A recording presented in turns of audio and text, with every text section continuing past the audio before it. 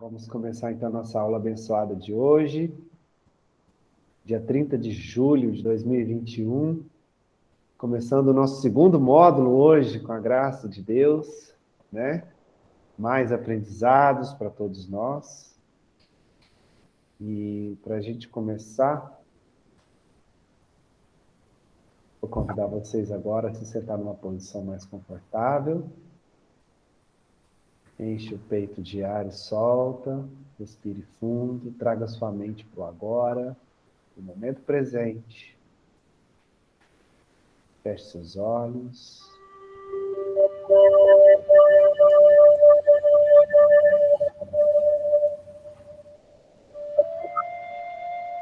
Respire fundo. E agora a gente vai serenar a nossa mente. E para isso, como a mente e o corpo são um só, nós vamos relaxar um pouco o corpo, né? Permita que essa música possa penetrar no seu ouvido, até chegar no seu coração, te ajudando a relaxar ainda mais. Isso. Aí você vai relaxando os pés, relaxando suas pernas.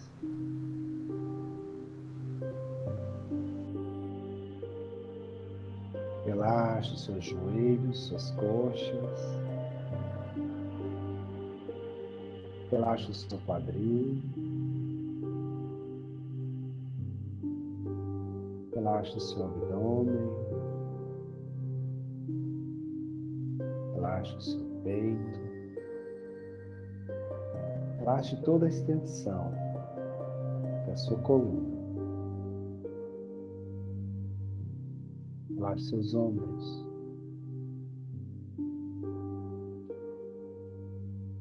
Relaxe os seus braços, antebraços.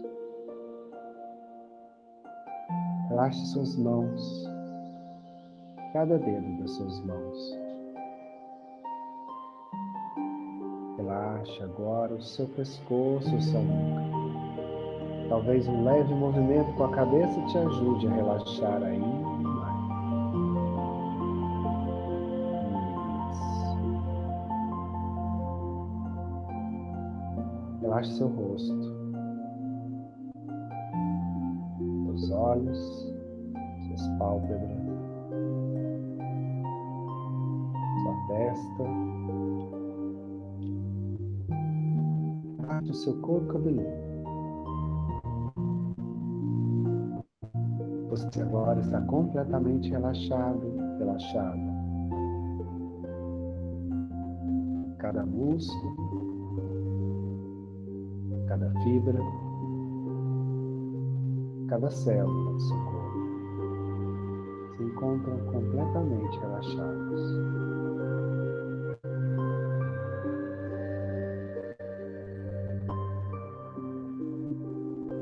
E agora sua mente está serena, calma e tranquila.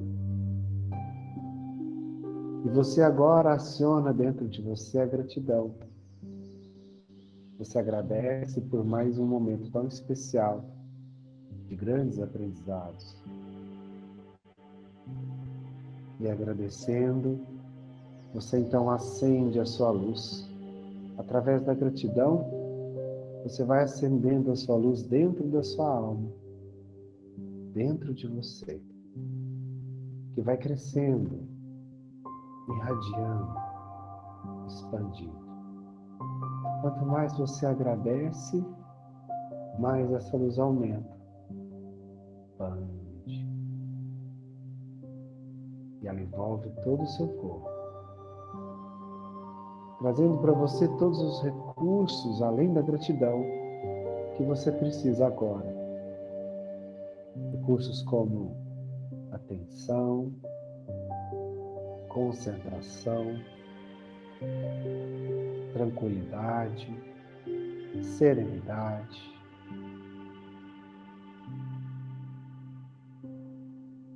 Abre o seu campo intuitivo, te dá inspirações, E ela vai aumentando, envolvendo não só todo o seu corpo, como todo o ambiente em que você se encontra. E permita que essa luz irradie. E com essa gratidão no seu coração e essa luz irradiando de você, você então me acompanha nesta oração em agradecimento.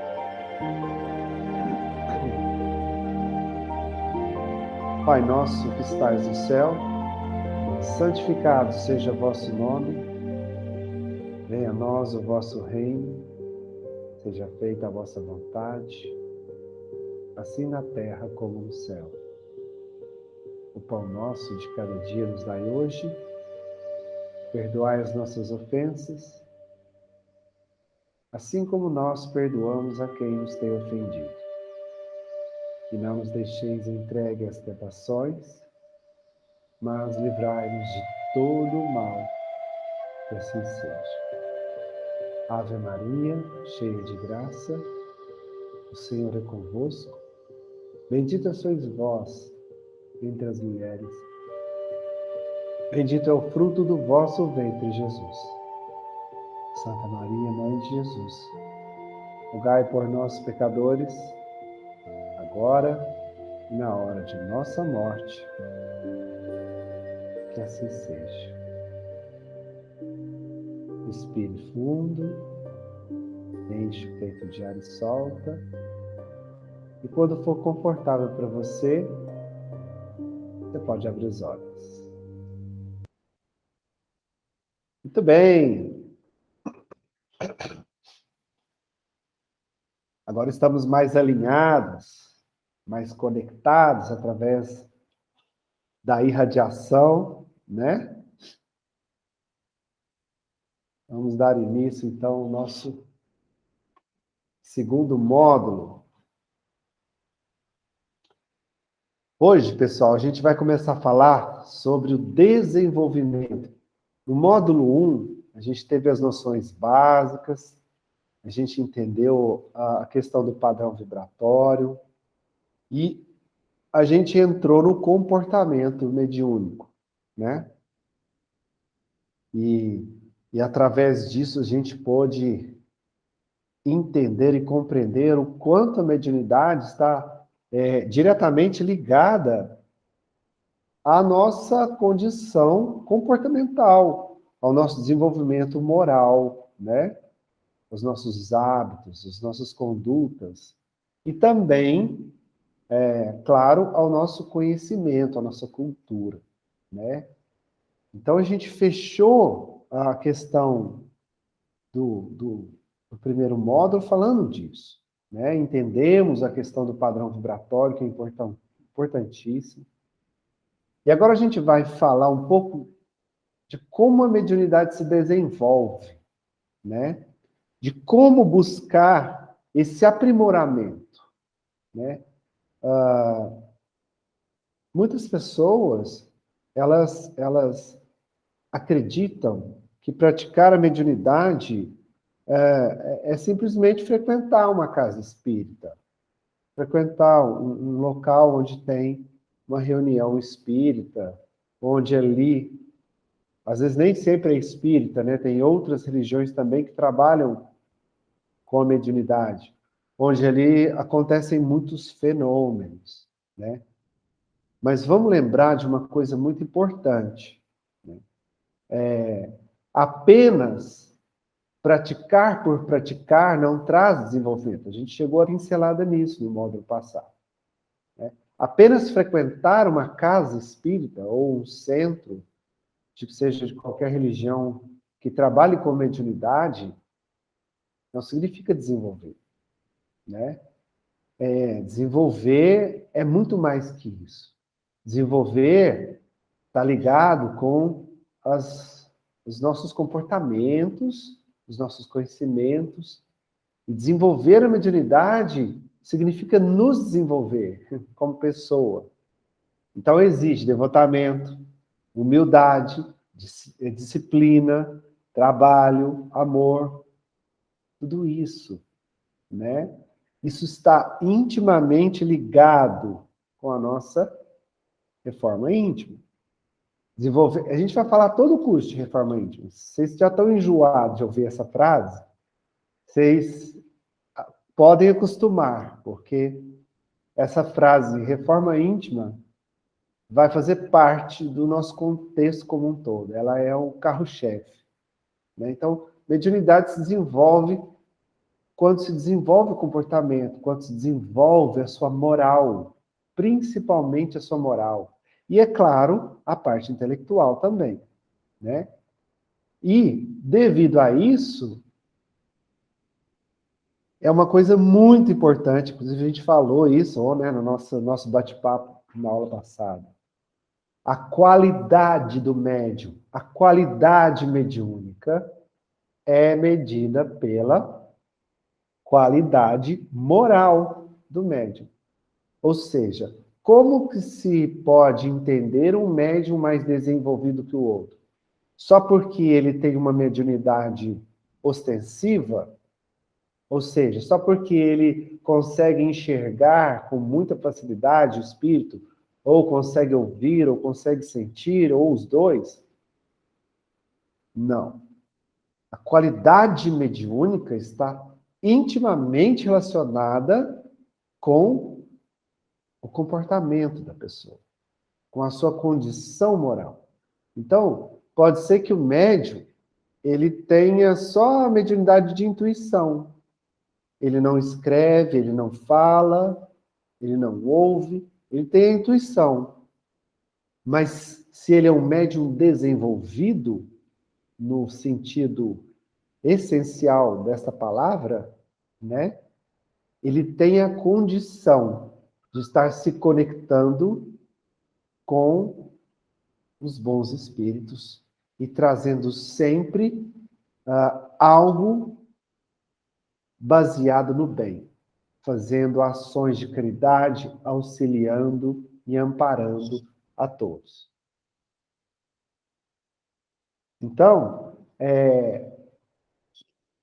desenvolver-se mediunicamente, acima de tudo, é desenvolver a moral, qualidade moral, é desenvolver nossos comportamentos, né? Por quê? Porque a questão da comunicação em si é consequência. Quanto mais você vai buscando conhecimento, quanto mais você vai estudando, e quanto mais você vai buscando a sua reforma íntima, automaticamente a sua sensibilidade começa a florar mais. E tá aí a Adriana, que é uma prova pela nossa outra turma, né, Adri? Conforme a gente foi estudando no curso e foi entendendo muita coisa e nos aprimorando e buscando praticar pelo menos um pouquinho do que a gente aprendeu, a sensibilidade de todo mundo se elevou num grau muito alto. Eu senti minha mediunidade desenvolver bastante.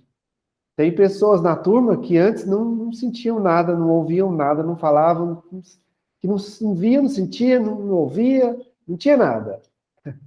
Agora está recebendo mensagem, está vendo intuição, está dando passe, está escrevendo, certo? A gente teve provas na prática desse desenvolvimento da sensibilidade devido à condição de estarmos num processo de aprendizado, de estudos e de procurar aplicar na prática esses conhecimentos, que aí vai a moral junto, certo?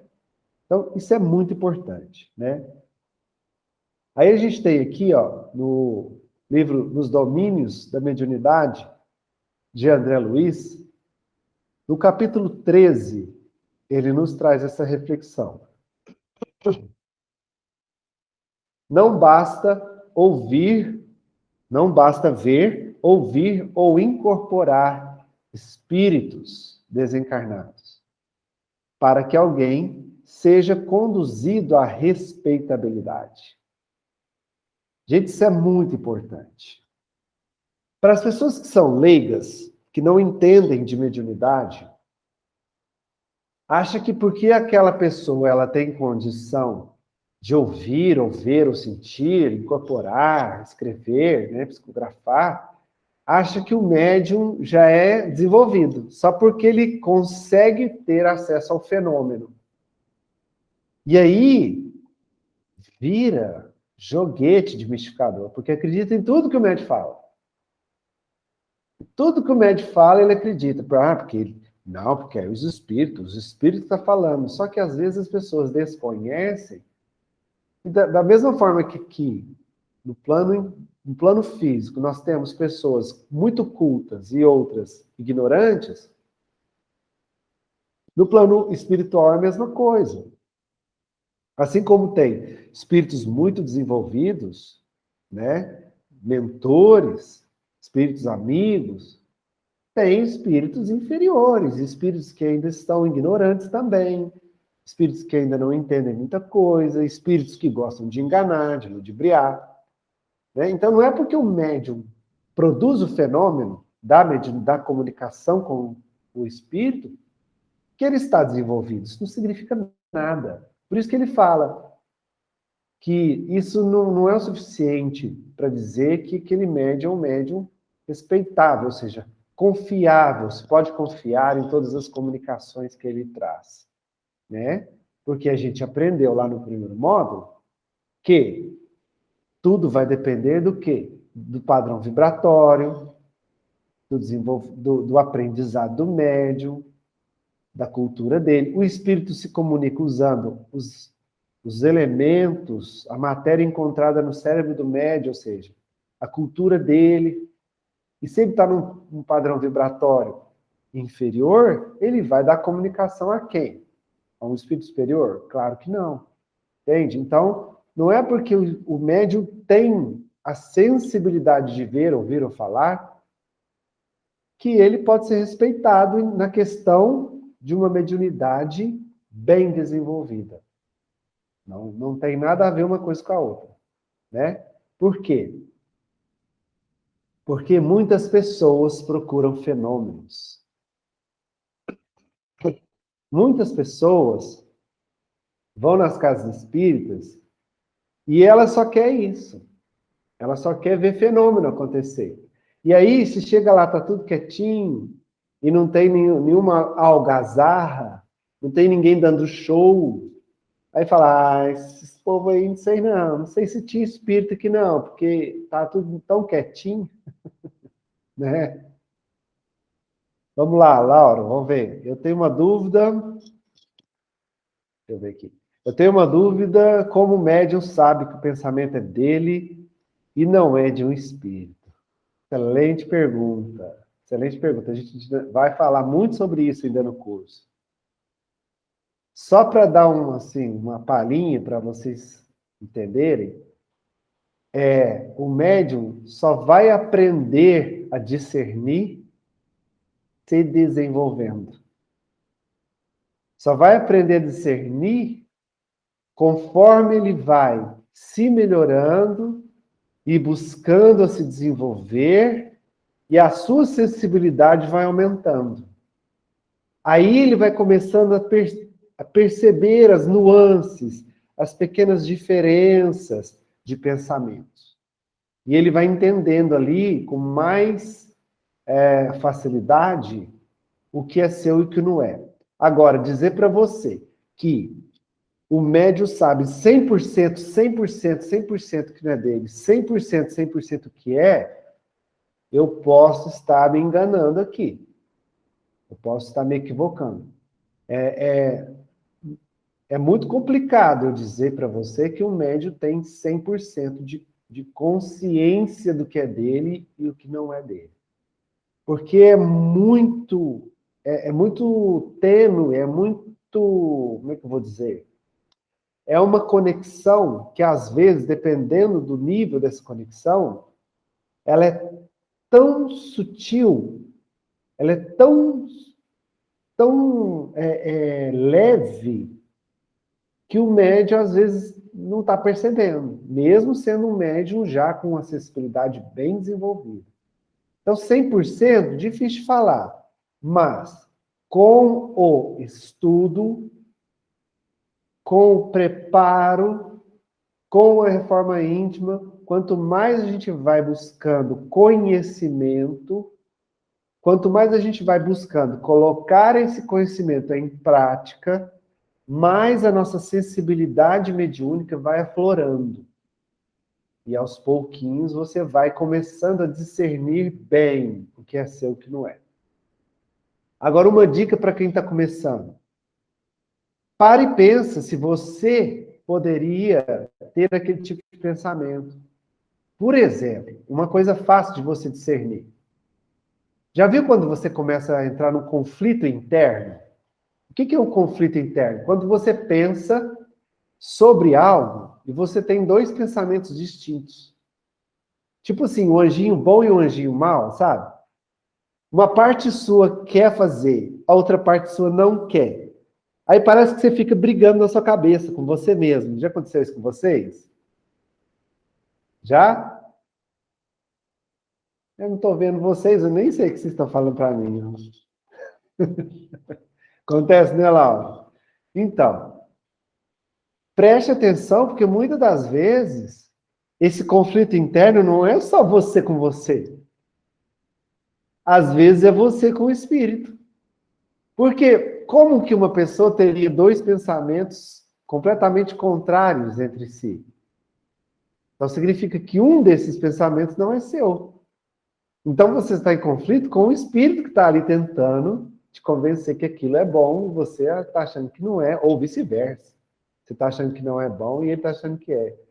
Quando vem pensamentos opostos, é uma grande chance. Eu não estou afirmando que toda vez é, mas é uma grande chance de que você pode estar ali recebendo um pensamento externo. Está falando libriano. Olha, eu não sou assim mais não, viu, Laura? Eu sou libriana. Mas graças a Deus eu não sou assim mais não. Você é libriano, Wellington? Sou. Eu que falei. Eu também sou. Ah, foi você, Luiz? Desculpa. É porque eu também sou. Você também é? O Laura é de Virgem. O Laura um pouquinho antes de nós. É. Muito bem. Ficou claro, Laura? Claro sim, né? Claro para você entender que não é tão fácil de perceber essa diferença, né? Então, beleza. Aí, voltando aqui, né? Nesse conceito aí da questão do desenvolvimento, que exige, o desenvolvimento mediúnico exige o desenvolvimento moral, sim, né? A qualidade mediúnica está ligada diretamente com a qualidade moral da pessoa. É a mesma coisa, mediunidade é assim, ó. Se você, por algum motivo, ela vem muito forte, né? Porque às vezes a pessoa já nasce com a mediunidade bem aflorada, ou seja, ela tem uma facilidade de perceber os espíritos à sua volta, né? Mesmo ainda não tendo se disciplinado moralmente nem intelectualmente. Então, às vezes, desde criança, a pessoa já vê, já ouve, já sente, já percebe, né? Ela já traz no seu organismo essa mediunidade bem aflorada. Porém, uma mediunidade aflorada não significa uma mediunidade desenvolvida por causa disso que eu falei até agora, né? Ok. Para vocês entenderem isso, é a mesma coisa que eu falar assim, ó. Alguém aqui não sabe dirigir?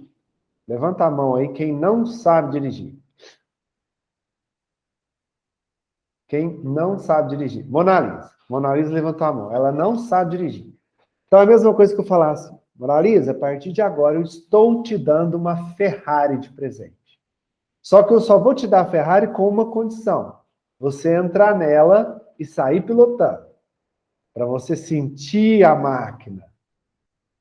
O que vai acontecer se a Mona Lisa, que não sabe dirigir, entrar na Ferrari que eu dei de presente para ela e tentar dirigir? O que vai acontecer, pessoal? Ela vai bater, ela vai se acidentar. vai acontecer algo desagradável, pode acontecer um acidente, né? No mínimo, ela vai passar muito medo, muito susto, não é isso? É assim que acontece com a mediunidade. A mediunidade que se aflora, ela é aflorada, mas não tem o desenvolvimento, não tem a capacitação para lidar com aquela ferramenta, ela pode trazer esse desequilíbrio, que é o que a gente falou também lá, da questão da loucura, lembra? Então, traz o desequilíbrio porque a pessoa não sabe lidar com a ferramenta, não sabe lidar com aquele recurso. É a mesma coisa que a Mona Lisa não saberia lidar com uma Ferrari, ela não sabe dirigir. Se ela fizesse isso, ela ia estar correndo alguns riscos, né? A mediunidade é a mesma coisa. Você ter uma ferramenta muito boa nas mãos, muito boa, sim, uma ferramenta pronta para você usar, mas não sabê-la usar, não saber usá-la, é perigoso, perigoso. Então exige do quê? Um desenvolvimento, uma preparação.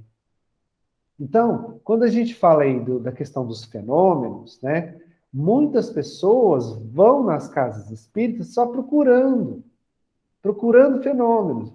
Não, aquele centro lá é bom. Eu cheguei lá, e aí tinha um mentor lá, que o mentor pulava e gritava e batia no peito, e chegou, pôs a mão em mim, assim, sentiu um calor danado, que calorão veio em mim assim. Saí de lá, zero. Me limpou. Não estou aqui julgando e dizendo que determinadas casas onde se pratica mediunidade não possa realizar algum, algum bem, alguma caridade. Não estou dizendo que não fazem caridade. Estou dizendo que a pessoa que vai só por busca de fenômeno é a mesma coisa de você querer tomar um remédio só para combater os sintomas da doença e não a doença em si. Se você vai na casa espírita só porque você quer participar lá da desobsessão e ver espírito falando, só porque você quer ir lá tomar um passe, porque você sabe que o passe vai te fazer bem, e o médium tem que estar incorporado para fazer isso, e enfim, você vai atrás dos fenômenos que acontecem na mediunidade. E não busca se melhorar, e não busca trabalhar em você a mudança de padrão vibratório, não adianta. É tomar remédio para sintoma. Vai melhorar enquanto o remédio estiver fazendo efeito. Acaba o efeito, o que acontece? Volta tudo de novo. Então, se você é aquela pessoa, ou você conhece alguém que faz assim, vai lá na casa espírita no dia de tratamento, fica comportadinho, toma o passe, reza, aceita tudo que o mentor fala para ele.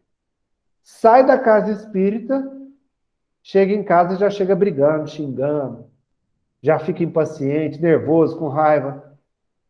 O que vocês acham que está acontecendo ali? É a mesma coisa de você tomar um banho, né? Toma um banho, fica cheiroso. Você sai do banheiro, tá limpinho, cheiroso. Aí você já vai e pisa na lama. Adiantou. O banho já foi por água abaixo. Você já se sujou de novo. Ou seja, você vai lá, você toma um passe, melhora o seu padrão vibratório, você sente uma leveza, um alívio. Muitas conexões que estavam sendo feitas na sua mente, sejam com espíritos ou com pessoas encarnadas, que estavam te prejudicando, é desfeita, é feito todo um reequilíbrio em você. Aí você sai, você fica nervoso, você fica com raiva, briga, bate, xinga. Já vi gente que sai do centro e vai beber. Acabou de sair do centro, acabou de ouvir, hoje você vai tomar esse medicamento, não pode beber bebida alcoólica. Ele sai do centro e passa no primeiro bar da esquina e toma um gorozinho. Quer dizer, o que adianta, gente? Ir lá buscar fenômeno, ver espírito falar, receber um passe, receber um tratamento, você pode passar num tratamento maravilhoso. Mas se você não fizer a sua parte, de que vai adiantar? Porque você vai se sujar novamente. E aí fica naquele ciclo. Vai lá no centro, melhora. Aí quando melhora, afasta. Aí piora. Vai para o centro, melhora. Quando melhora, afasta. Piora. E fica, batendo nesse ciclo de sofrimento, né? E não sai do lugar.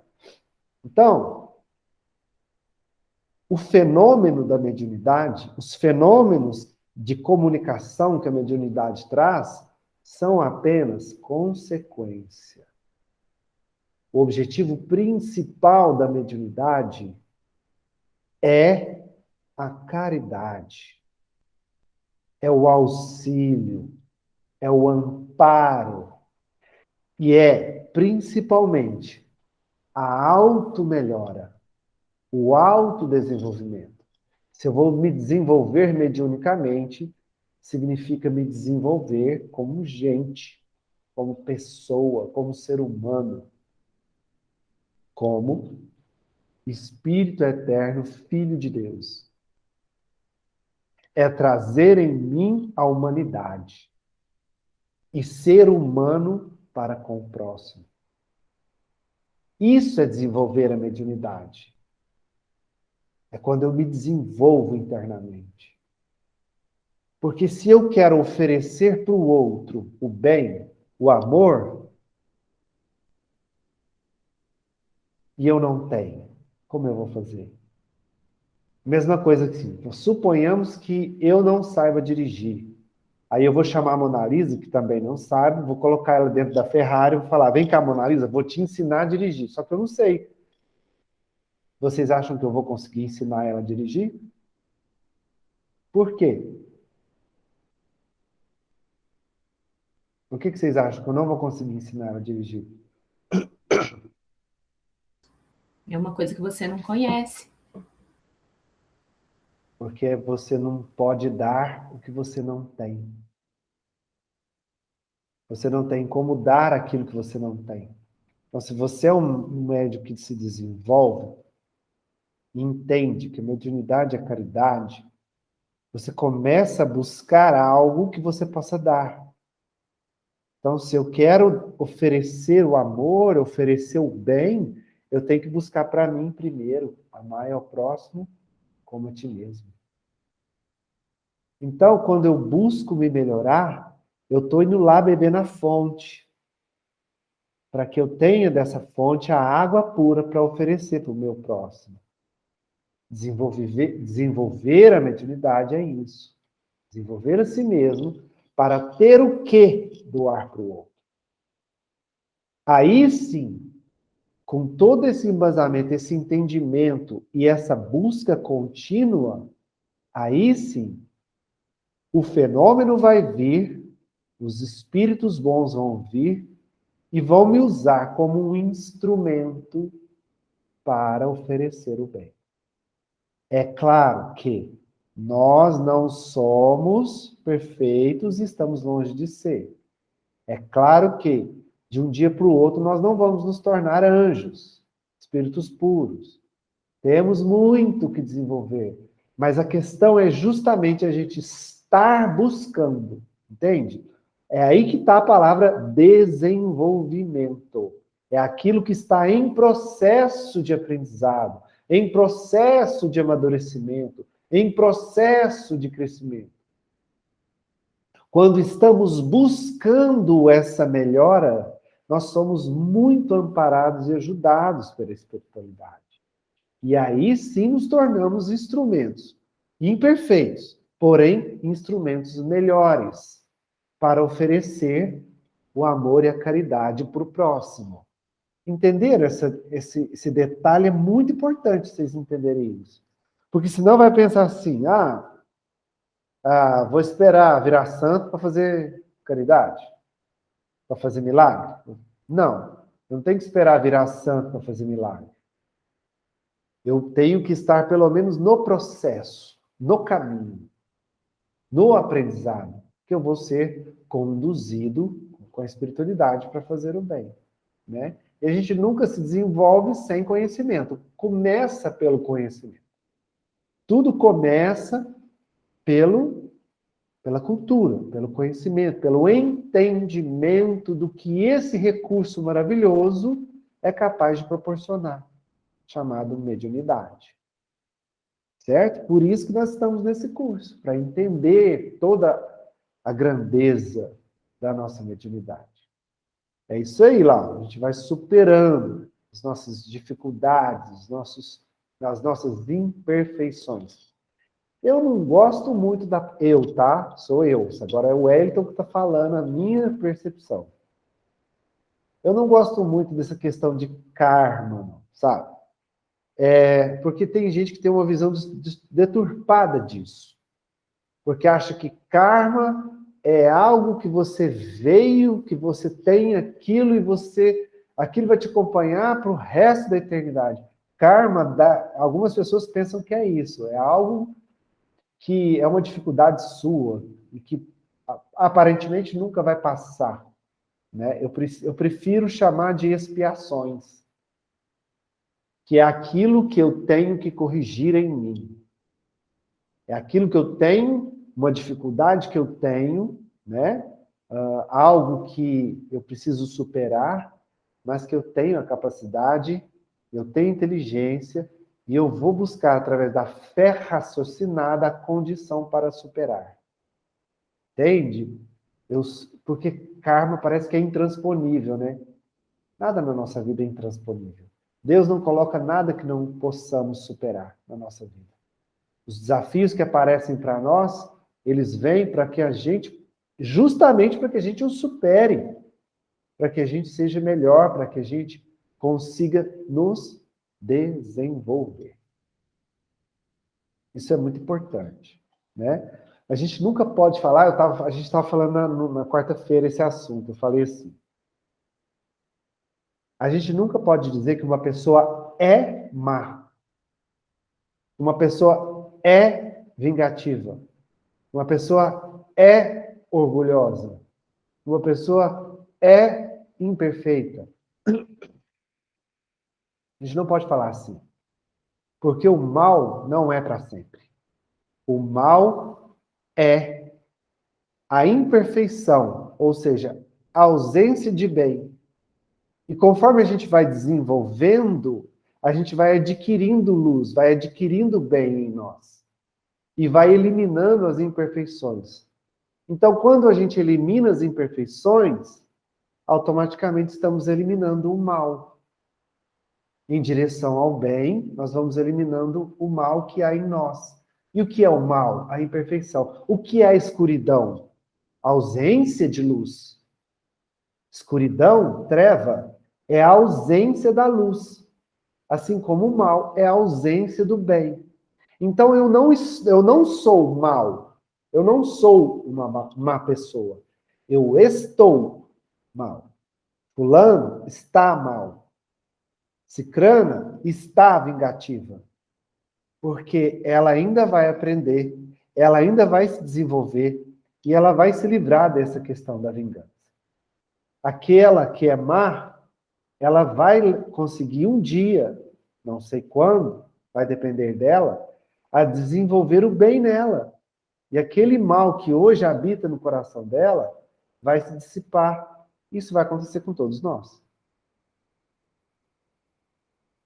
Remete também à questão já vista de não ficar julgando os outros. Sim, qualquer tipo de mal, de maldade, qualquer tipo de imperfeição, são condições passageiras. São condições em que a gente vai superando aos poucos, ao desenvolver pelas reencarnações múltiplas, né?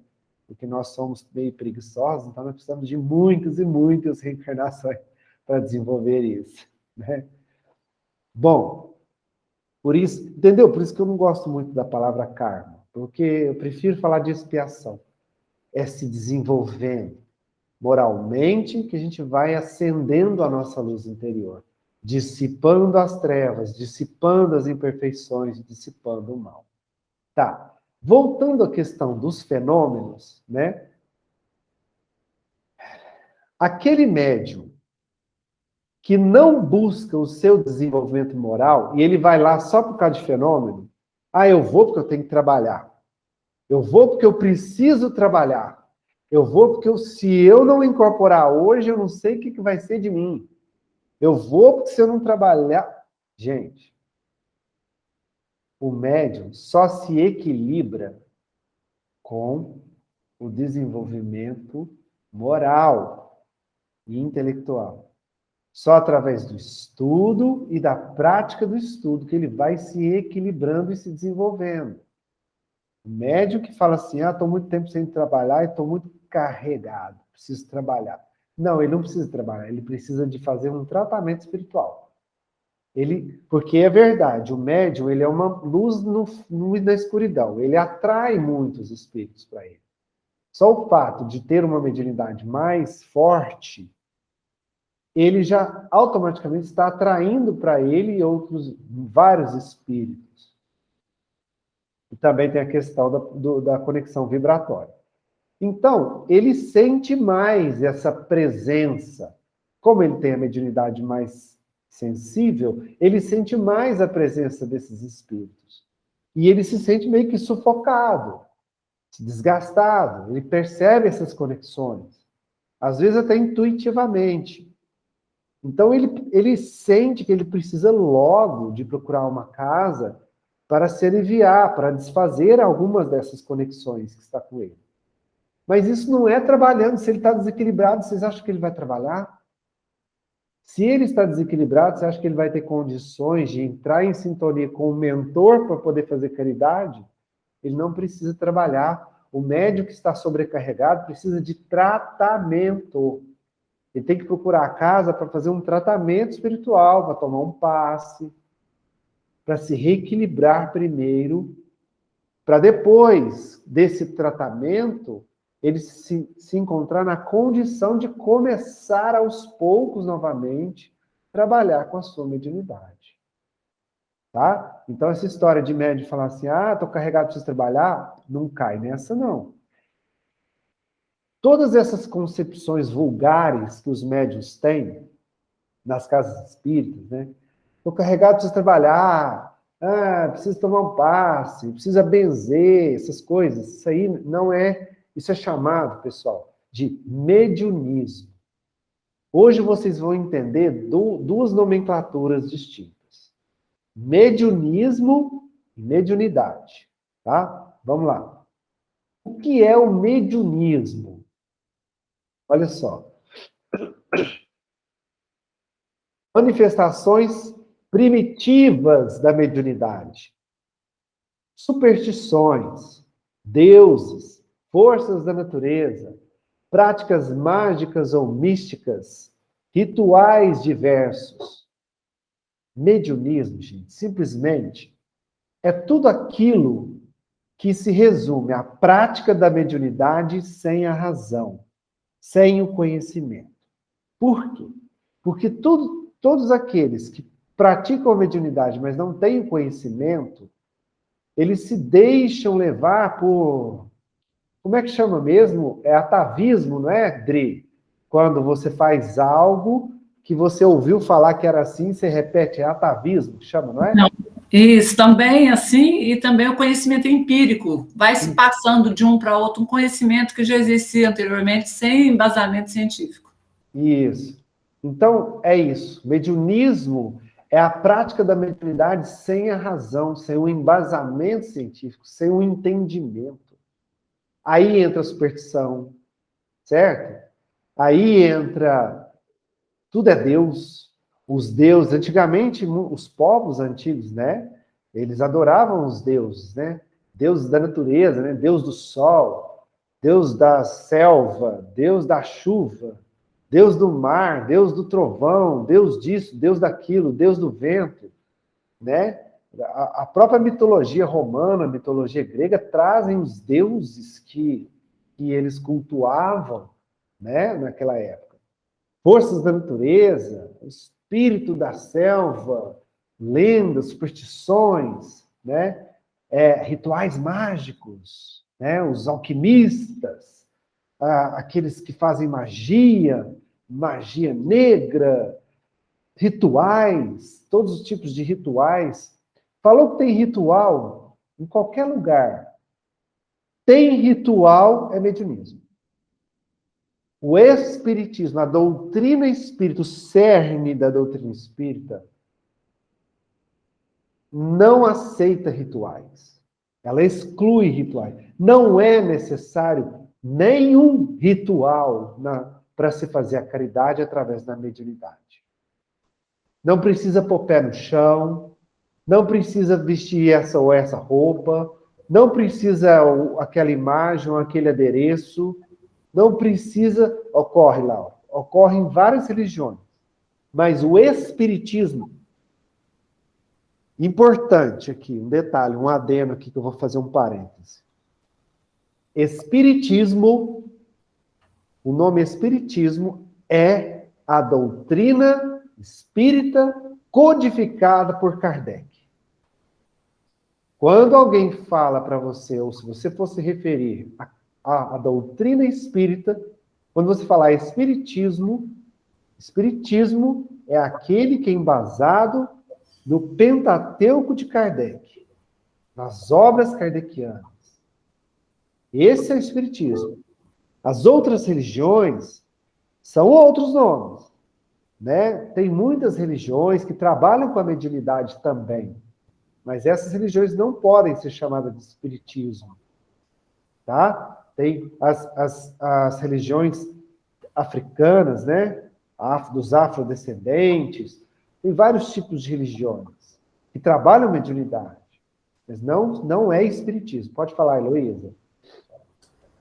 É só uma curiosidade, né? Uma vez eu fui responder o censo do IBGE e a menina perguntou qual a sua religião, né? Tava lá nas perguntas. Eu falei, espírita. Ela falou, então, espiritismo, né? Eu falei, é. Ela, nossa, mas qual? Porque tem mais de 40 tipos aqui listado. É porque nas religiões africanas, né, tem Umbanda, Quimbanda, tem um monte de religiões, né? Todas elas trabalham com mediunidade, mas espiritismo mesmo é só a doutrina de Kardec. Espiritismo de verdade, na sua essência. Lembrando que a obra de Kardec é toda baseada em Cristo Jesus. Ou seja, é correto a gente falar também espiritismo cristão. É muito correto falar. Tá? Nós somos, pessoal, evangélicos, tá? Todos nós aqui somos evangélicos. Por que nós somos evangélicos? Porque nós seguimos o evangelho de Jesus. Porque a doutrina espírita está embasada no evangelho de Jesus. O que é o evangelho de Jesus? O ensinamento de Jesus. O educandário de Jesus. A doutrina espírita em si não prega o uso de rituais, não aceita o uso de rituais de nenhuma espécie. Toda mediunidade que é usada sem a razão, sem o conhecimento científico, sem o uso do entendimento, é chamado mediunismo. Fez ritual, é mediunismo. Então, se essas religiões têm ritual, mediunismo. Para vocês entenderem, até a mediunidade sempre existiu, desde que o homem existe, porque é um recurso inerente ao homem, a gente aprendeu isso. Por que então existe essa diferença? Porque só depois que Kardec nos trouxe a obra, o embasamento que ele nos trouxe da doutrina, as explicações científicas que ele nos trouxe, porque a doutrina tem o tripé, né? Científico, filosófico e religioso, é que ele pôde nos mostrar, nos ensinar realmente o que é uma mediunidade e como se deve tratá-la. Até então não se tinha esse conhecimento.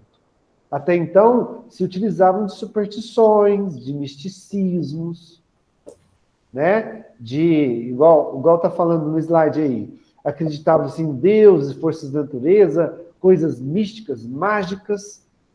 Misturava-se muito, né, a mediunidade com o supersticioso. Então, não tinha um conhecimento científico. Por isso é chamado de mediunismo.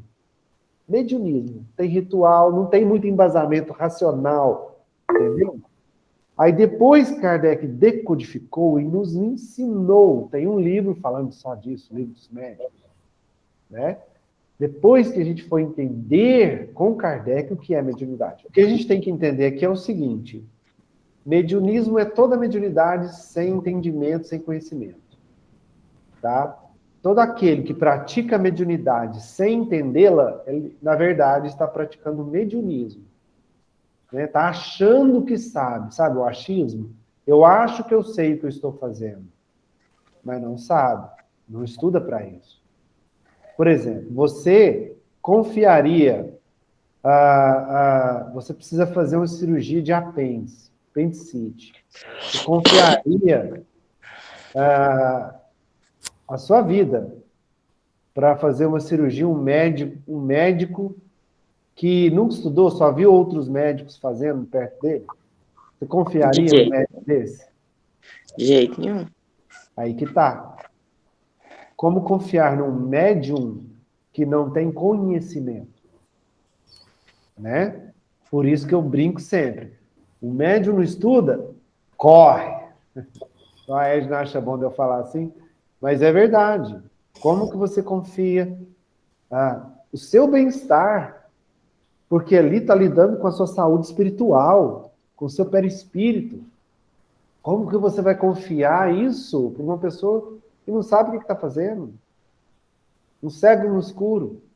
Está ali alheio a vários mistificadores, né? Tem que ter muita cautela, muita cautela. É verdade. Complementando, né, meu amigo, a gente preocupa muito porque a doutrina espírita, gente, veio nos libertar de todo esse primitivismo espiritual. Porque todas essas relações são espirituais. A gente tem relações espirituais com a natureza, com outros espíritos de várias naturezas. Quando o homem lá da caverna olhava e começou a cultuar a lua, começou a perceber que determinado tempo da natureza podia ter mais frutos, ou poderia conseguir caçar mais, ele foi relacionando uma coisa com a outra, e ele foi se dando o desenvolvimento, né, de inteligência do homem. Ali ele, logo, no princípio, ele soube que havia algo maior do que ele. Isso, e o homem sabe disso desde quando pisou na Terra, desde quando começou o homem primitivo na Terra. Mas tudo isso, primitivo já não é à toa. Todas essas relações aí que ele listou ali, ó, as superstições, as crenças nos deuses, né, as forças da natureza, fica uma coisa ainda à parte. Né? Mas essa força da natureza, as práticas mágicas ou místicas, todos os rituais, tudo isso é primitivismo de mediunidade. Mediunismo porque é a parte primitiva de mediunidade. E a doutrina espírita veio nos libertar disso. Não há mais necessidade. Igual o nosso irmão falou, corre de lugar que não estuda, corre de lugar no centro que você vai e fala assim, tal trabalho tem que fazer só de quarta-feira, viu? Me fala se tem quarta-feira no universo. Tem, gente? Tem sexta-feira no universo? Tem, Wellington, sexta-feira no universo? Que dia, como é que é a sexta-feira no universo? Lá dia de quinta no meu trabalho, eu já começo a cantar alto para todo mundo. Para quem não sabe o dia da manhã, eu sei, amanhã é sexta. Enfim, só para lembrar, que brincadeirinha para lembrar aqui, gente, que a doutrina espírita veio nos libertar de tudo isso. A água, como elemento primordial da natureza, né? Aqui entra um pouquinho da questão, né, das forças da natureza. A água é muito importante. Então, o espiritismo se utiliza muito da água porque ela é veículo universal. Né? Ela é veículo, então a gente utiliza muito ela, mas não tem necessidade de cor de roupa, de dia da semana, de vela, cor de vela, de fitinha colorida, gente, nada, libertem-se de tudo isso, libertem-se de dias específicos da semana para realizar tal ou tal trabalho. A doutrina espírita é libertadora de tudo isso. Exatamente, Dri. Muito bem. Então, a mediunidade é um mediunismo desenvolvido. Né? Está até ali no slide, ó, mediunismo desenvolvido. É quando se coloca a razão, quando se traz o que Kardec bate muito nessa tecla, fé raciocinada, saiba o que você está fazendo, cheque, analise, observe, né? Analise, observe tudo. Não vai sair acreditando em qualquer coisa, em qualquer mensagem. Cheque, confira, né? Desenvolva. Então, ó, conscientização ética, Primeira coisa que a gente tem que trazer é a ética, porque a gente falou dos médios imperfeitos aqui, lembra? Do quadro dos médios imperfeitos? Eu tenho uma ferramenta em que eu desenvolvo uma ferramenta muito poderosa, que é essa ferramenta da comunicação chamada mediunidade. E eu posso utilizá-la para o meu benefício próprio, eu posso usar para prejudicar o outro, deturpando a sua essência. Ou seja, saindo da ética. Quando eu uso a mediunidade com ética, eu estou usando ela com consciência. Eu estou usando a ferramenta para a qual ela foi feita, para a finalidade na qual ela foi feita. A mesma coisa, eu vou dirigir um carro, para que ele serve? Para te deslocar, te transportar de um ponto ao outro. Né? Ele não serve para voar. Não adianta eu querer pular uma rampa com o carro achando que ele vai voar. Não vai, eu vou me patifar no chão. É assim. Então, é usar a ferramenta do seu uso devido, na sua finalidade devida, ter ética. E aí, quando eu coloco a razão, o conhecimento do que eu estou fazendo, eu desenvolvo, aí que eu desenvolvo. Aí sim, eu estou trabalhando mediunidade. Né? Porque eu estou procurando o meu autodesenvolvimento primeiro. Reflexão religiosa e filosófica. Eu começo a entender a minha religião. Eu começo a entender a essência do que é o Espiritismo. Por isso que eu falei que o Espiritismo não é outra religião que trabalha a mediunidade. Não é Umbanda, não é nada disso. O Espiritismo é Espiritismo. É porque eu entendo que o Espiritismo, vindo das obras kardecianas, está todo embasado em Cristo. E por que filosófico? Porque ao mesmo tempo que Cristo nos dá a questão do divino, de entender Deus na sua essência, como criador de causa primária de todas as coisas, ele nos dá quantos ensinamentos de comportamentos, quantos ensinamentos de questões de relações humanas. Jesus foi um grande filósofo, não dá para negar isso. Vocês concordam comigo? Ele foi um grande filósofo. Então, quando você começa a estudar as obras, estudar a religião, a essência de Jesus, quanto mais você penetra em Jesus, mais você se apaixona por ele. Mais ele faz parte de você. Gente, quando eu era menor, quando eu era jovem, eu não gostava de Jesus. Falava de Jesus, nem... Para que você está falando disso? Conforme eu fui estudando, entendendo, hoje ele está como tela do meu celular. Eu olho para ele todo dia, eu faço questão de olhar para ele todo dia e lembrar dele todo dia. Porque os ensinamentos dele são muito profundos. Então, essa reflexão é o entendimento. Quando você entende, você aceita. Quando você aceita, você compreende, você traz para dentro de você. E quando você traz para dentro de você, você compartilha. É assim que funciona. Você traz à luz o amor, entende, absorve, compreende, digere e compartilha. Eis a essência da mediunidade. É aí que está. O segredo é esse. Com consciência, entendendo que você está, entendendo que eu não posso julgar o outro, entendendo que eu não. Se o outro está com dificuldade, eu não tenho que apontar o dedo e falar assim, mas tá vendo? Quem mandou você fazer isso? Agora deu isso. Mas eu mandei você se entregar para esse vício, agora você se entregou para o vício, agora aguenta. Não, Jesus nunca fez isso. Nunca ensinou isso. Acolher, amparar, medicar, orientar. Fala, olha, a partir de agora, você precisa sair dessa linha de conduta, porque aqui está te prejudicando. Tente por essa. Mostre caminho ao invés de julgar. Né? É aí que está a verdadeira doutrina, no cerne da doutrina, no amor. Mas para praticar o amor, você tem que entender Como é que você vai praticar uma coisa que você não entende? E como que você vai entender o amor? Estudando, entendendo e praticando. Estudando. Como que você vai praticar a paciência? Sendo desafiado a praticá-la todos os dias, entendendo o que é a paciência e assim por diante. Ou seja, a mediunidade nos traz uma visão clara de onde estão os nossos direitos, de onde estão os nossos direitos, e onde estão os nossos valores, entender até onde eu posso ir e até onde está o direito do outro, quais são os verdadeiros valores que Jesus nos ensinou, que envolve a fraternidade, a irmandade, a humildade, a caridade. Exatamente, é o que eu falei, né, lá atrás. Não podemos dar o que não temos.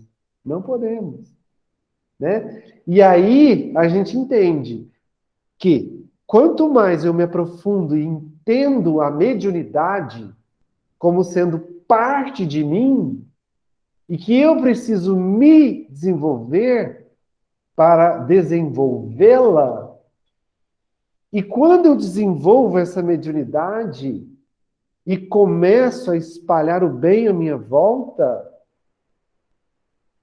daí você entende a importância dela na humanidade. Imagine só se cada um de nós entendesse isso e começasse a trabalhar esse espalhar de amor todos os dias, como a nossa vida ia ser diferente. A transição planetária ia fazer assim, ó. No híbrido. É verdade. Talvez eu falar dessa prática. Então, agora quero fazer uma pergunta, então, complementando, meu amigo, para o pessoal. Por que vocês acham que a doutrina espírita sempre está chamando para fazer caridade? Essa caridade pode ser doar alguma coisa lá no centro para a gente repassar para o pessoal, ir lá mexer um caldeirão de sopa. Sempre está chamando para trabalhar e trabalhar para o outro. Por quê? Alguém quer falar? Falar o que pensa, o que acha, o que é? Por que a doutrina espírita sempre te chama para trabalhar? Te chama para quê? Para trabalhar sempre. Não te fala, não te chama para festa, não te chama para você ganhar dinheiro, chama você para trabalhar. Você não tem um dia na semana, não, para vir fazer alguma coisa? É ou não é, gente? Todo centro que você vai. Por quê, gente? Nas outras religiões é tão bom, né? A Igreja Católica, então, sobretudo, eu adoro a Igreja Católica, você não tem que fazer nada, aí você vai lá, confessa e pronto. Aí você vai lá, reza sua missa e vai embora para sua casa, fazer seu churrasco, no churrasco dos amigos. No centro você tem que ficar fazendo sopa até 2 horas da tarde, ainda ficar distribuindo aquilo, pelejando. Por quê? Vocês nunca pararam para pensar nisso? Ninguém vai falar, Wellington.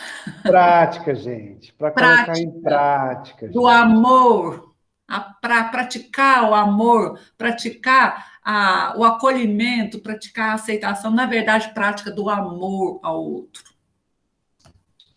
O amor precisa ser praticado para ser compreendido. Só quem já mexeu um caldeirão de sopa, já ficou lá o resto da manhã pelejando, descascando batata, mexendo um caldeirão de sopa, servindo, e o que mais tem é ingrato e gente grossa nesses lugares para poder receber, que não tem humildade nenhuma, poucos estão ali com humildade, ainda joga na sua cara que não está bom, que já comeu em lugar melhor. Ali, o que você está praticando com isso daí, gente? Amor e humildade. Exatamente. E aí, para fechar esse raciocínio, ó, olha o que o Evangelho nos traz. O Evangelho, tá? Capítulo 28, no item 5. Não é, pois, a simultaneidade das palavras, dos cânticos ou dos atos exteriores que constituem a reunião em nome de Jesus, mas a comunhão de pensamentos, conforme o espírito de caridade personificado em Jesus. Não é pelo acessório, pela oferenda, pelo amparato, pelo santo, pela imagem, pela roupa, é pelo amor personificado de Jesus, pela prática, que é o que a Adri falou. Por que o Espiritismo chama sempre para você fazer algo, para você trabalhar, para você colocar em prática? Porque Jesus veio aqui dar o seu exemplo, ser o testemunho desse amor. Ele veio aqui para mostrar.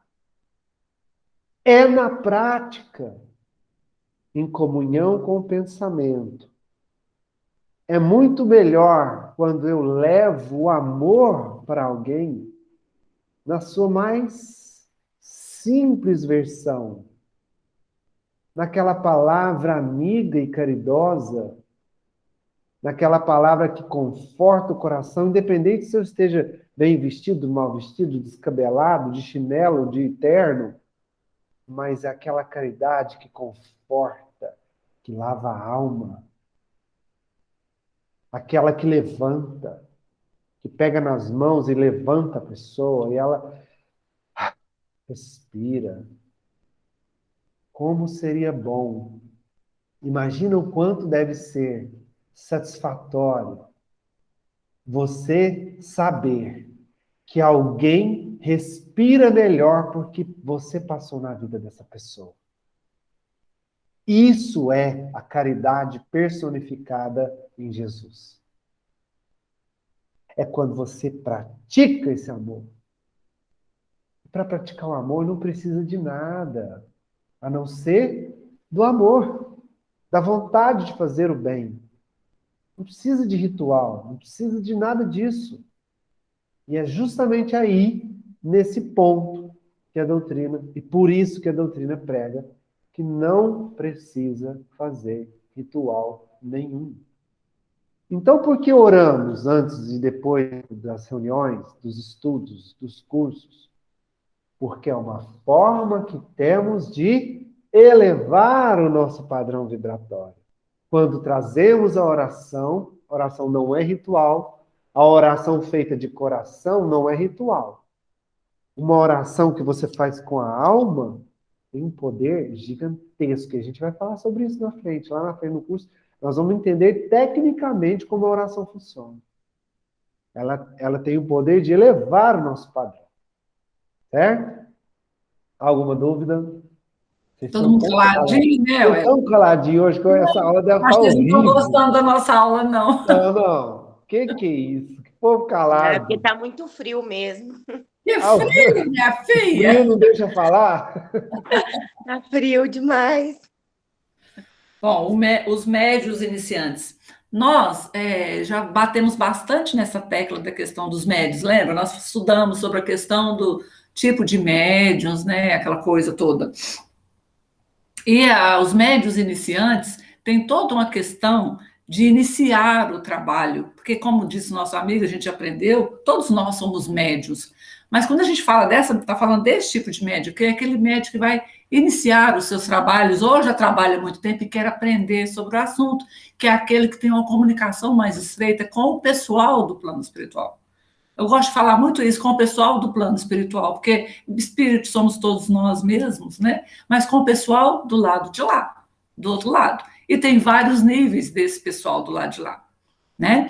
Então, no livro dos médios, tem uma frase, né, que ele trouxe para a gente, que fala assim: o escolho da maior parte dos médios, ou seja, a dificuldade, né, o tropeço, né, da maior parte dos médios iniciantes é ter relações com espíritos inferiores, né? E devem se considerar felizes quando não o sejam, senão por espíritos levianos. Olha só que dificuldade que é isso daqui. Também aqui tem um outro lado também, gente. Relações com espíritos inferiores sempre haverá, porque nós somos espíritos inferiores ainda. Porque nós ainda somos ignorantes, né? Mas somos, igual eu já falei da outra vez, torno a repetir, não gosto muito dessa frase, dessa palavra inferior, mas até Allan Kardec a usa, né? Mas ainda somos, nós mesmos somos essa categoria de espíritos, né? Mas aqui o que a gente quer dizer isso? Que o médium iniciante, a maior dificuldade dele é trabalhar com esse tipo de espírito, né?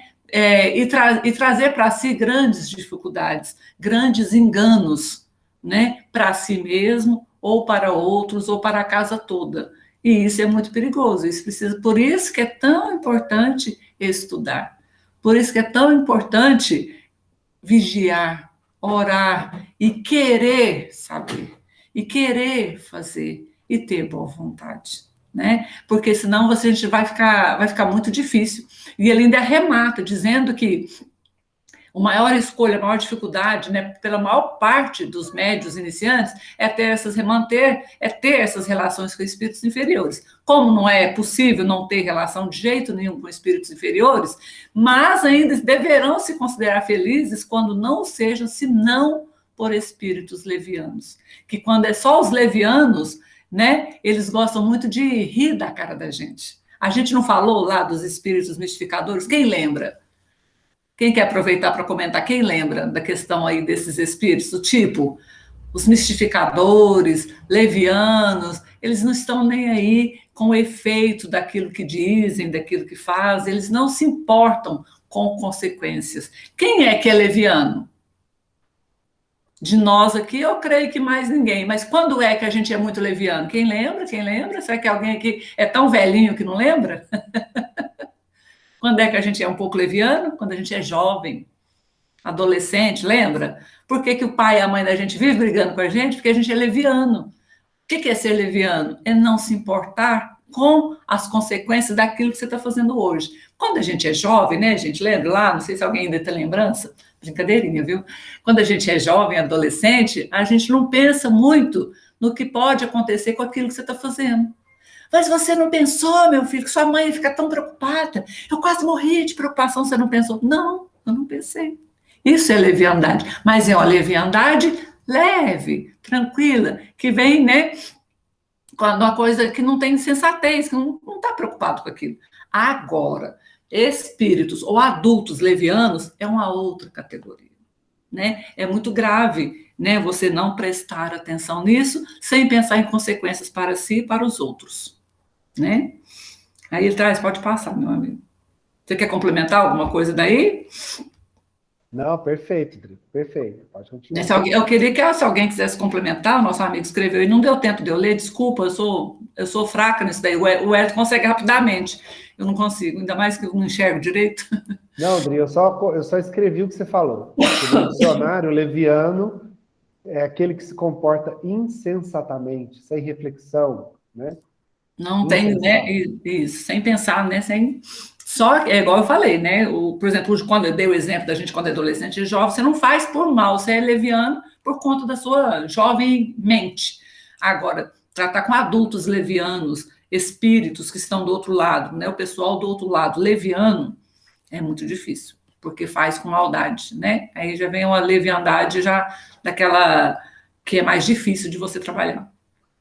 Para evitar, para ajudar nisso, a gente tem sempre que buscar a fé sincera e a proteção do anjo guardião. Falando de fé, né, a gente lembrar qual o maior exemplo que Jesus deu de fé para a gente. Ele fez uma comparação muito bonita de fé. Quem lembra? Quem tiver fé do tamanho de um grão de mostarda, poderá dizer a essa montanha, se retire desse lado daqui e passe para o lado de lá, não foi isso? Né? Quem tiver uma fé do tamanho de... Alguém já viu um grão de mostarda? É bem pequenininho mesmo, muito pequenininho. O que eu poderia comparar para vocês aqui? É menor do que a ponta desse lápis aqui, ó. Menor do que a ponta desse lápis. Se você tiver uma fé desse tamanho, você poderia fazer isso. Mas você pode ter uma fé tamanho do planeta que você não tira uma montanha do outro lugar. O que Jesus, então, quis dizer com isso? Jesus usava muito comparações para tentar nos ensinar, como a gente faz com criança, né? Porque o nosso entendimento era pequeno. Remover fé, que remove montanhas, é aquela fé capaz de remover a montanha que há no seu coração. É a montanha da rebeldia, da má vontade, da preguiça espiritual, da preguiça de pensar, de estudar, da má vontade, da revolta, de todos esses malefícios, todos esses vícios que ainda temos, que temos que retirar, alijar de nós, para poder conseguir aquilo que ele prometeu para nós, que é a felicidade verdadeira e a paz no reino do Pai dele.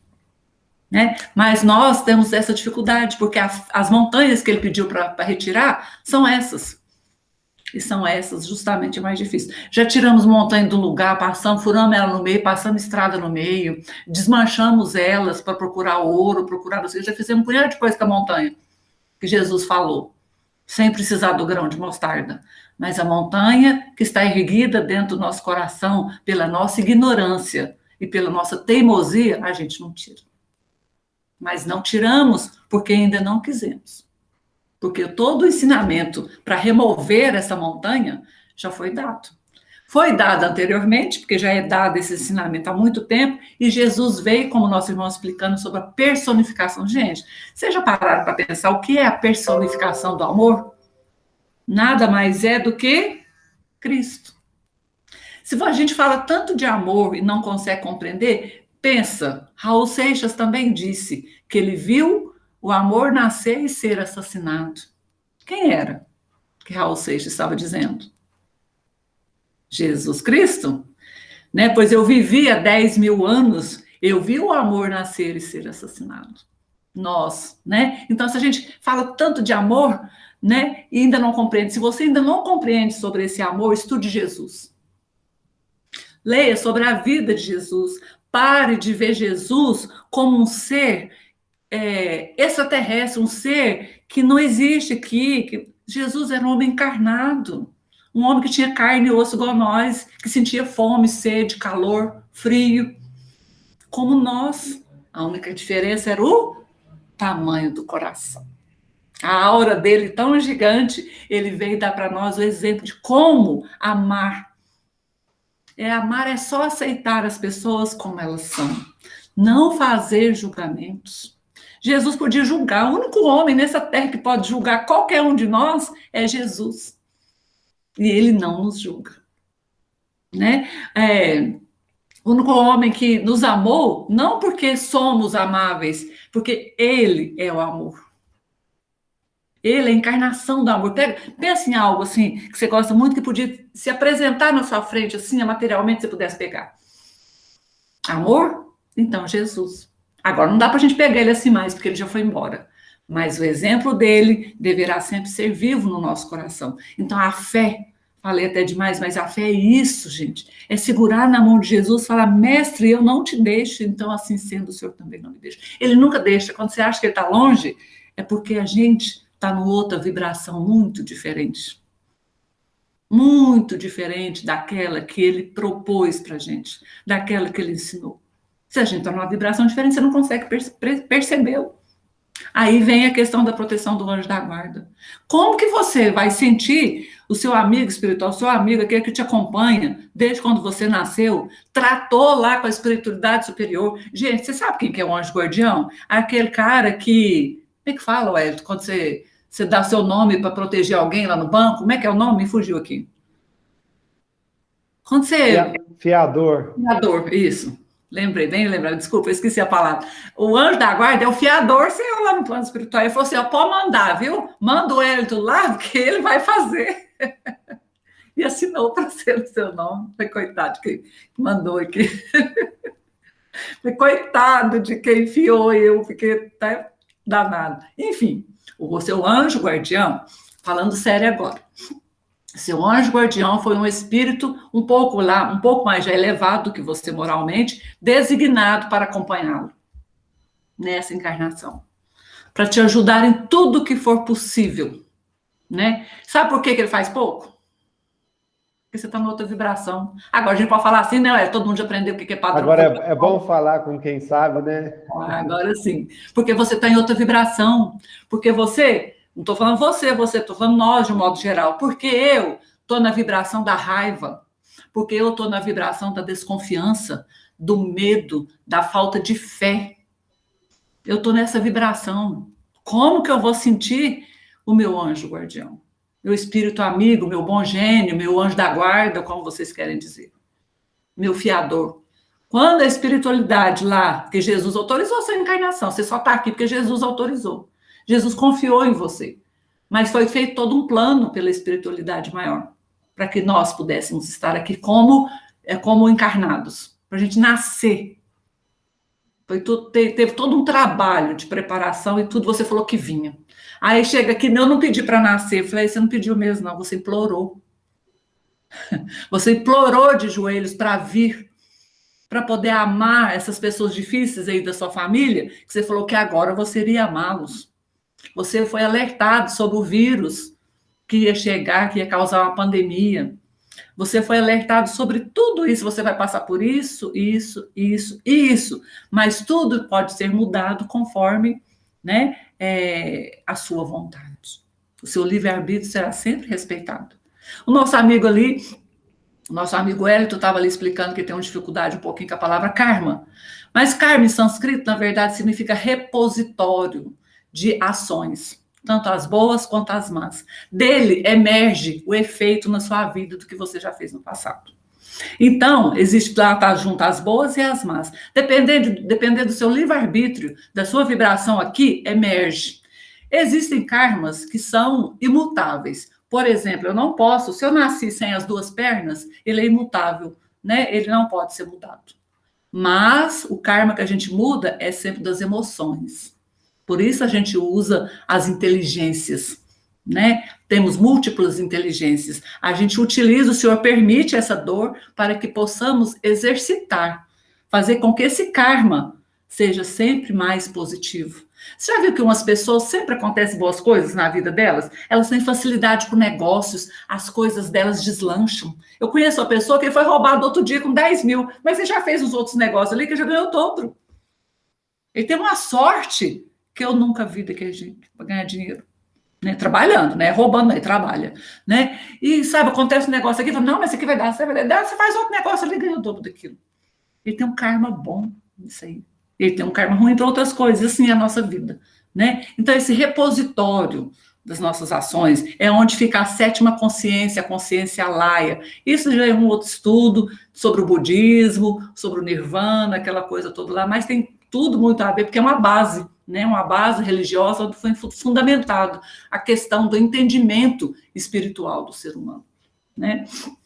Então, fica essa questão aí da fé em Deus, né? E a confiança do seu anjo da guarda em buscar tudo isso. Ou seja, né, Dri, esse negócio de anjo da guarda não é brinquedo, não, gente. Não é brinquedo, não. Isso é verdade, isso existe, sim. Mas, cada um de nós tem, claro. cada um de nós tem o seu, tá? Sim, cada sim. um de nós tem o seu. Sim, sim. Cada um de nós, quando prepara-se para reencarnar, né, ele já está do nosso lado o tempo todo na gestação, acompanhando. Mais para frente a gente vai estudar, né, Wellington? Vai passando para o pessoal a questão do afastamento dele, né, a questão de afastamento da mediunidade, entre outras coisas, a gente vai estudar sobre isso aí. Mas lembre-se que você tem um anjo da... Pode chamar de anjo da guarda, não tem problema não, tá? É válido. Na próxima aula a gente continua falando. A gente vai fechar esse raciocínio sobre os médios iniciantes. Tem mais algumas coisas para falar ainda sobre isso. Dúvida? Vocês não têm tido dúvida? Dúvida, não estão gostando? Sugestões? Eu acho muito interessante, assim, quando tem vídeos falados, igual vocês dão aula, porque parece que eu consigo entrar mais aqui do que se eu tiver que ler, igual o Evangelho. Às vezes eu vou ler, parece que não entra, tem muitas palavras que eu nunca nem ouvi falar. Então, quando é explicado, igual vocês sempre veem, tipo, tá escrito aqui na apostila, mas vocês veem, explica aquele conteúdo, é outra coisa. Parece que entra melhor, assim. A proposta que eu te fiz quando eu te convidei para o curso, lembra?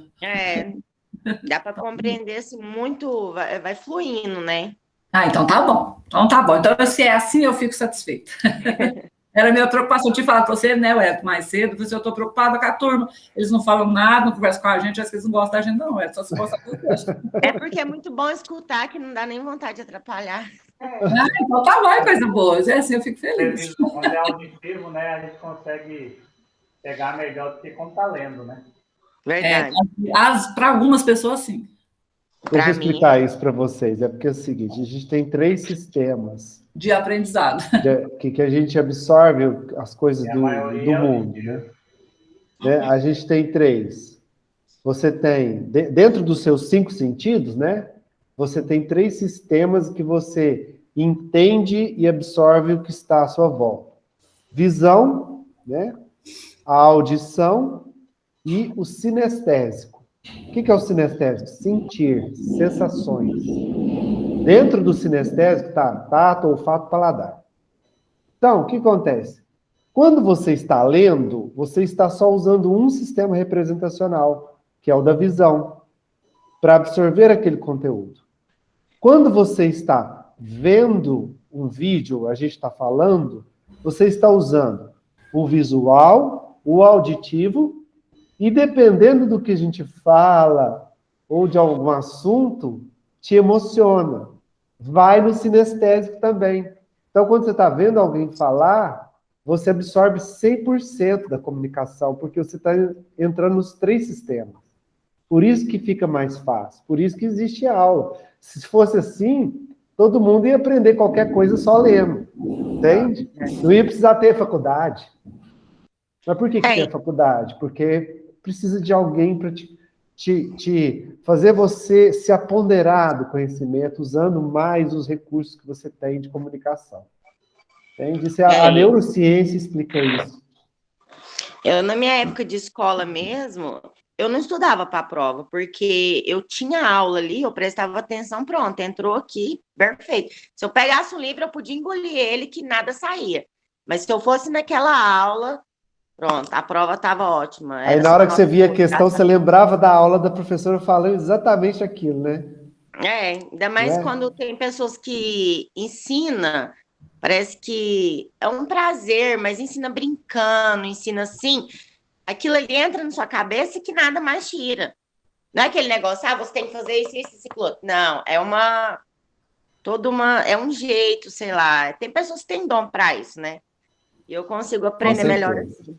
Tem professores que são maravilhosos, porque quando eu consegui atingir seu coração, trazer, igual ele está falando, a questão da emoção, quando o que está sendo ensinado encontra ressonância no seu coração, ou alguma coisa, experiência que você teve, aí o ensino se funde. Não, para mim aqui, você começou a falar do anjo guardião, uma coisa que eu já tive que fechar a câmera, porque eu já derreto, e é assim, mas tá bom. Eu tenho a apostila aqui em casa, eu acompanho quando tá na aula, mas falar que eu pego ela, leio e entendo, não. Na hora que vocês estão falando que... E assim aí cai as fichas, né? Com certeza. Muito bem. Bom, então eu fico muito feliz. Vamos encerrar então, né, Dri? Então, depois da oração, eu vou fazer a chamada, tá? Isso, e fica assim para a gente não demorar muito, para vocês não ficarem cansados, senão vocês ficam com raiva da gente. Dri, você faz a oração para nós? Sim. Vamos fazer a oração de encerramento. Sempre, sempre, com a gratidão em nossos corações, agradecemos ao amado Mestre Jesus, que com sua paciência incansável, que com seu amor infinito, incansável, sempre nos procura com seu coração aberto, sempre nos espera de coração aberto, e sempre diz para a gente, venha, filho, venha, meu irmão, é chegada a sua hora, é chegado os tempos, então venha, você já tem base para tudo isso que você está preparado para viver. Então assim, Senhor, nós confiamos, nós aceitamos, nós bendizemos sempre. Ajude-nos, Senhor, a retirar ainda dos nossos corações as montanhas ainda do orgulho, do medo, da indiferença, da raiva, da insegurança. Ajude-nos, Senhor, ainda somos fracos, mas já o queremos seguir. Já aprendemos, Senhor Jesus, que seguir o Senhor e amar o Senhor não é só admirá-lo, é tentar imitar o que você fez. E isso nós não podemos esquecer. Assim seremos sempre gratos a Deus por ter mandado o Senhor para conosco sempre, para ser o nosso modelo, o nosso guia, o nosso bom amigo, hoje e sempre será. Pai nosso que estais no céu, santificado seja o vosso nome, venha a nós o vosso reino, seja feita a vossa vontade, assim na terra como no céu. O pão nosso de cada dia nos dai hoje, Senhor. Perdoai as nossas ofensas, assim como nós perdoamos a quem nos tem ofendido. E não nos deixeis cair em tentação, mas livrai-nos de todo mal, hoje, agora, amanhã e sempre, que assim seja. Seja conosco, Mestre, hoje e sempre, que assim seja. Jesus abençoe todos vocês, sempre. Amém. Que lindo, Dri, que lindo. Que oração linda. Jesus abençoe cada um de vocês. Jesus em nosso coração para todos sempre.